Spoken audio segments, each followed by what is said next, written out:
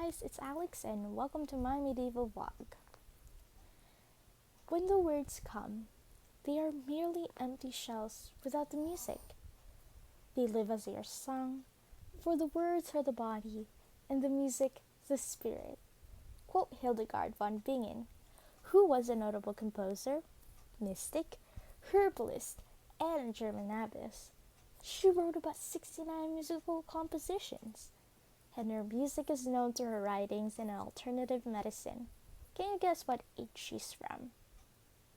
Yup, the medieval age. The medieval age lasted from 500 to 1500 AD.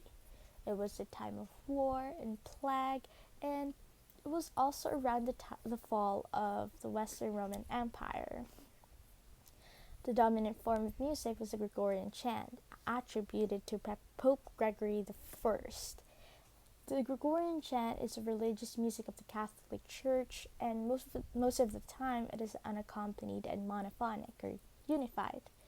There are three most common notes that they sang in the Gregorian chant: long notes, half-long, and eighth notes. There were also three ways of how they sang it. First, the direct way, which is when they sang the same notes together, so unified. And the second one is the antiphonal one, when they divide the monks into groups and each group sang half a line. Finally, the third is the responsorial. Most of us probably know what that means. It's when a soloist sang a phrase and the rest of the group would copy it, so like call and response. Not only there were religious music, but there were also non-religious music going on back then, and that was called secular music.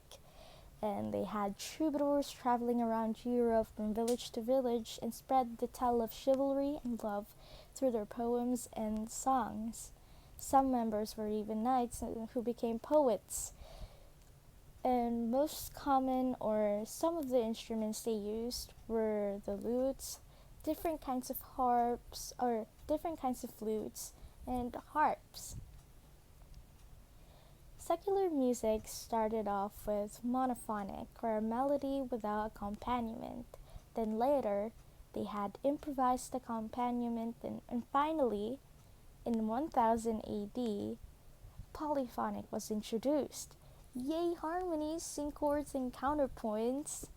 It's really amazing to see how this secular music developed. Not only there were music and royalties, all that jazz going on in the medieval age, but did you know that in the Philippines there was this Laguna copper plate inscription?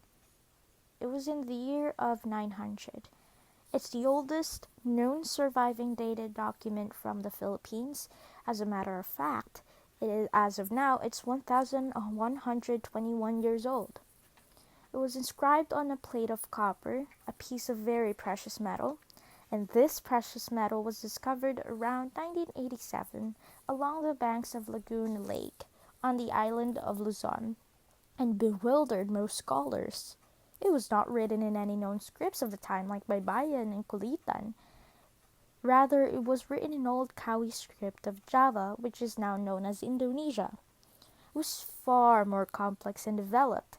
It was written in an ancient language that no longer exists.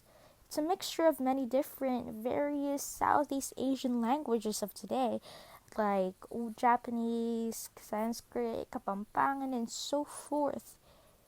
Ergo, it was difficult to comprehend. Only in 1990, however, when Anton Postma, a Dutch anthropologist, was able to decipher this mysterious document.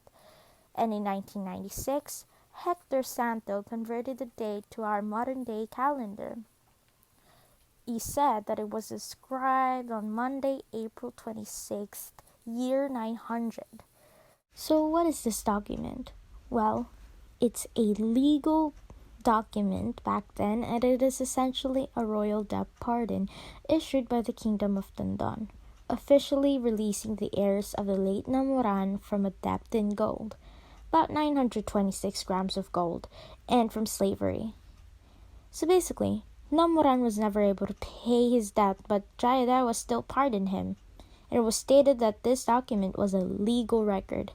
A legal record. It's an official announcement to the greater Southeast Asian world that the debt he owed has been forgiven, and that he and his family are no longer subjected to slavery. But still, so why is this important to us? What's the significance of this? It tells us the complexity of ancient society, about debt, gold, and slavery, and about social class and social mobility. It provides us with insights on advanced sciences, mathematics, and astronomy. It's a peek into the society of our long forgotten ancestors, so it does hold significance to us. The medieval age is an amazing era. It's captivating and interesting, from Hildegard von Bingen and the Gregorian chant, which is the religious music of the church, to secular music, kind of like the pop genre of medieval age back then. In addition to that, the Laguna copperplate inscription, which is an artifact that's 1,121 years old from the Philippines. It's just amazing to see how it's still surviving, how it survived, how they found this document, how they discovered it, and how Antoon Postman was able to decipher the complex language inscribed into that precious metal. Talk about how that language didn't even exist anymore. That's how complex it was.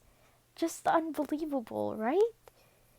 Also, how Hector Santos converted the date to our modern day calendar. That was also interesting.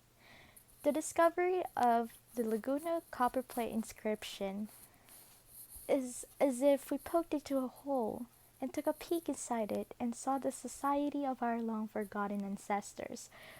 So all in all, it's just breathtaking. I'm speechless, and that's how interesting it is. I really enjoyed learning and researching about the medieval age. I really did. I hope you guys liked the video. Till next time, bye!